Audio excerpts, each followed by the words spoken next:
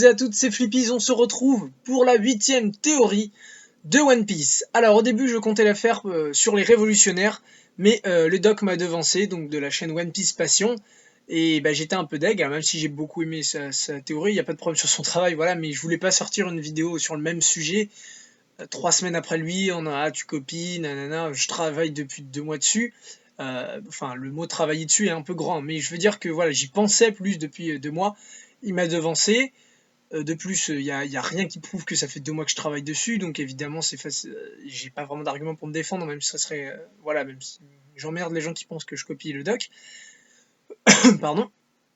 Mais voilà, je me suis dit donc changer. Et ce scan 805 est sorti, et un abonné m'a dit dans les commentaires, bah, pourquoi pas te faire une théorie sur les capacités des Minx. Et j'aime pas trop faire des théories sur les trucs qu'on vient juste de voir dans le scan, parce que généralement le scan suivant c'est niqué. Mais j'avais également une petite théorie personnelle que j'ai vaguement abordée dans le scan 805 et je me suis dit pourquoi pas faire un mixte des deux. Et c'est ce pourquoi je suis là aujourd'hui devant vous. Enfin, ce pourquoi vous regardez ma vidéo plutôt. Alors, les Minx, qui sont-ils? Eh bien les Minx, c'est un peuple d'hommes animaux qui ne sont apparemment pas, pour l'instant, sous la puissance enfin, qui n'ont pas mangé de fruits du démon. Les Minx sont le peuple de Zou, Zou qui est l'éléphant, une île éléphant qui bouge. Donc la théorie sur Zou, ça serait qu'il ait des pattes géants, comme sur une peinture célèbre dont je ne me souviens plus du nom. Et donc pour moi, c'est assez cohérent dans le sens où des animaux vivent sur une île animale. Voilà. Là où il y a une théorie, donc on a vu dans le scan 805 quand même qu'ils avaient l'air assez puissants, ces Minx. Donc Beppo en fait partie, c'est le second de Trafalgar Law, un capitaine corsaire. Donc Beppo pour moi semble, de ce qu'on avait vu à Chabondi, il avait l'air plutôt puissant, agile et tout ça. Voilà. Et on a vu donc la femme lapin qui était capable de faire quand même des bonds assez extraordinaires et de faire des attaques qui produisent une sorte d'électricité contre Zoro. On a également vu le gorille et le buffle qui avaient une grande force physique.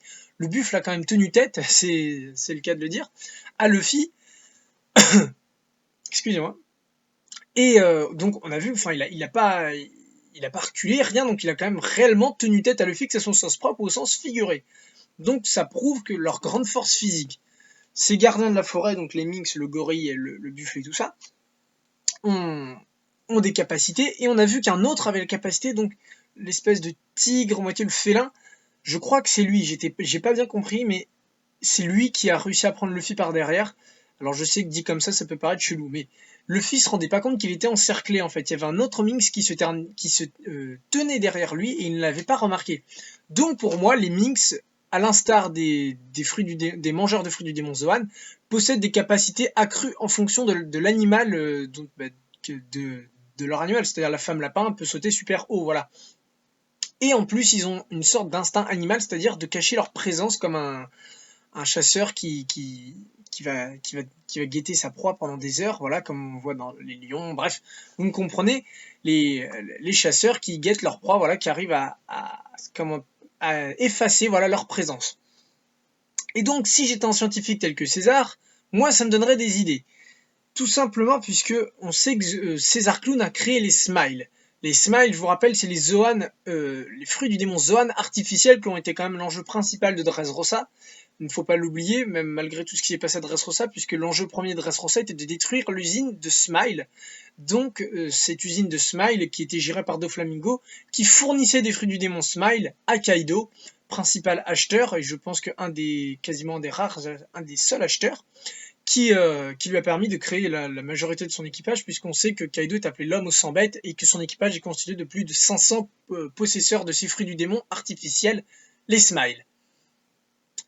Donc, avant la période pré-Smile, il a fallu une base de travail, quelque chose pour commencer. Donc même si César Clown est quand même un scientifique très brillant qui peut tenir tête à Vegapunk, et qui possède un fruit du démon lui permettant de manipuler l'air, les gaz et tout ça, je pense qu'il ne peut pas créer des fruits du démon de toutes pièces comme ça. Ça serait pas trop facile, mais il manque quelque chose. Et là, les Minx, on vient de les voir apparaître. Et pour moi, c'est pas anodin.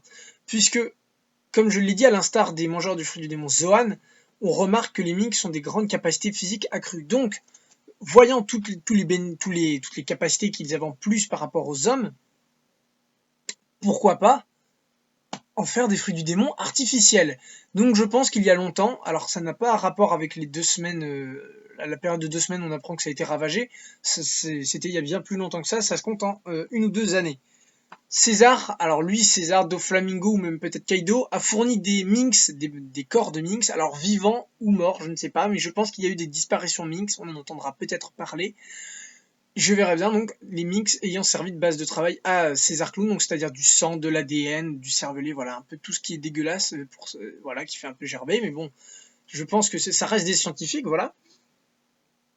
Et donc ça a permis de créer les smiles artificiels. On a vu que les smiles étaient défaillants.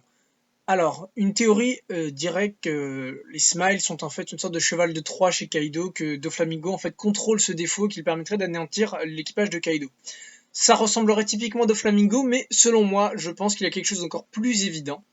Tout simplement, César Clown n'a pas réussi à créer pour l'instant des smiles parfaits. Et donc, les fruits du démon restent défaillants. Le problème, c'est que du coup, il y a qu'eux qui sont au courant. Mais si ça venait à se savoir, eh ben, ils prendraient cher. Il me semble que tout le monde n'est pas, il y a pas beaucoup de monde au courant. L'eau doit être au courant désormais, donc l'alliance de Luffy est au courant. Mais il me semble que peu de monde est au courant sur les défauts des fruits du démon. Et justement, César Clown a Punk Hazard bossé pour essayer il y avait le labo où justement Momo a trouvé son fruit du petit dragon.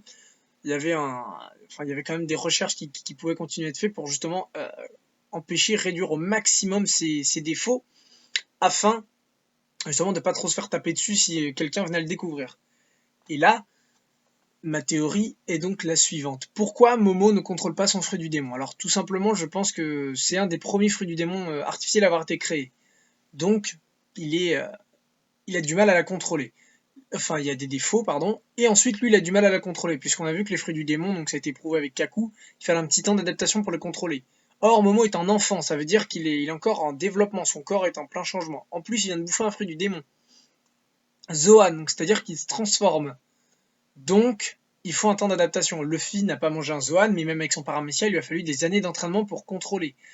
Là, on parle juste de se transformer. Donc, du fait qu'il soit instable et que Momo ne contrôle, qu'il soit pas pleinement conscient de son pouvoir, sachant qu'il sait pas trop comment s'en servir, ça fait que ça donne des transformations totalement aléatoires.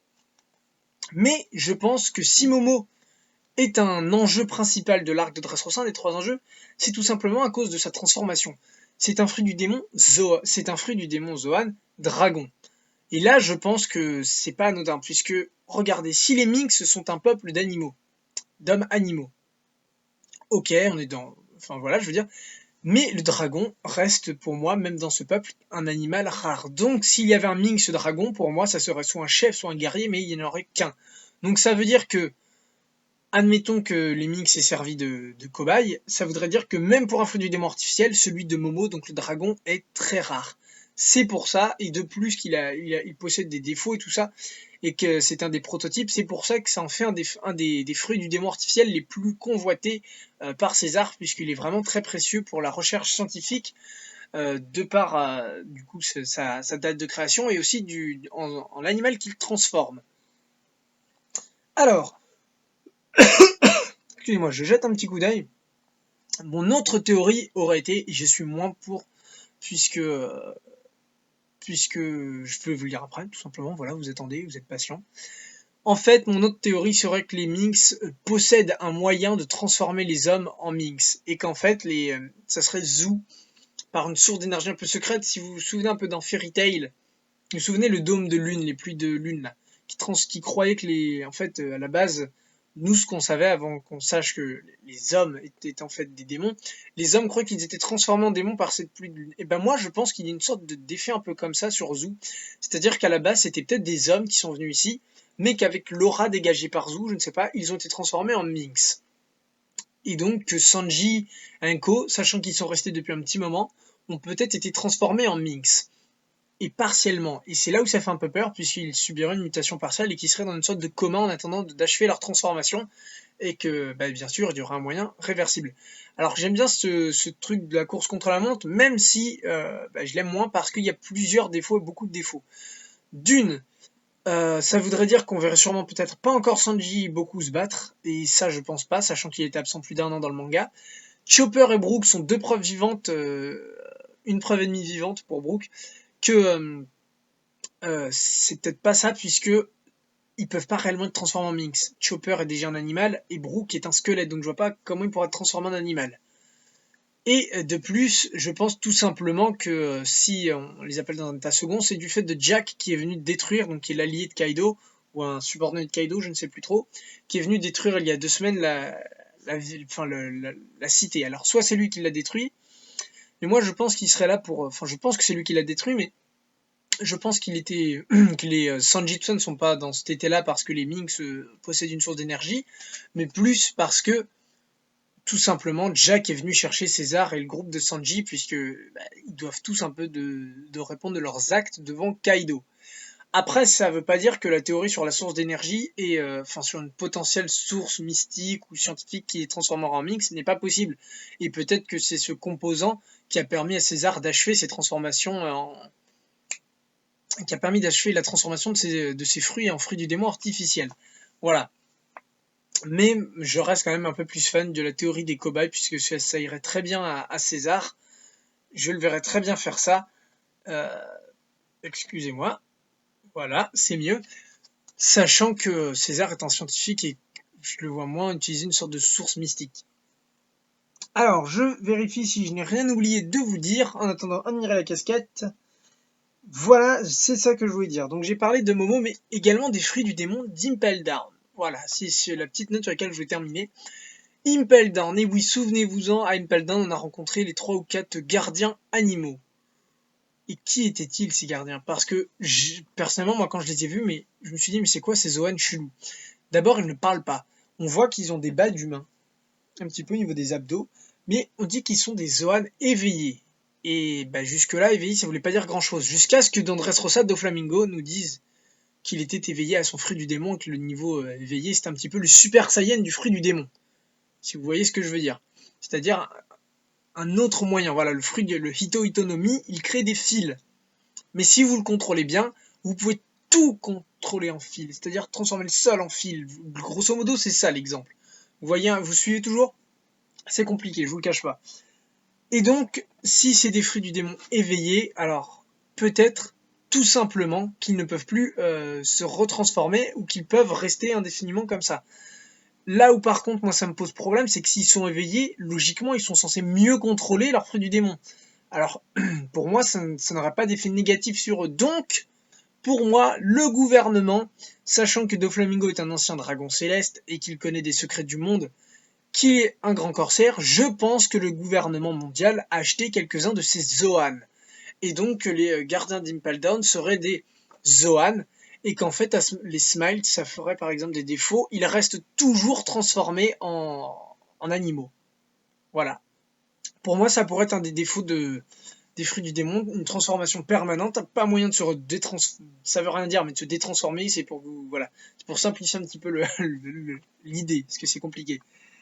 Voilà, globalement, pour moi, c'est ça. Donc, dans cette théorie, concrètement, je pense que les Ming sont servis de cobayes pour faire les smiles, et, euh, et que peut-être que, justement, Impel Down, donc le gouvernement mondial, en a acheté, et que ça montrerait peut-être les défauts, justement, une transformation permanente, ou alors un affaiblissement du corps, pourquoi pas, ou alors une source un peu mystique, ou je ne sais pas quoi. En tout cas, les Ming se sont forcément liés au smile, puisqu'on voit que c'est des Zoan, mais sans fruit du démon.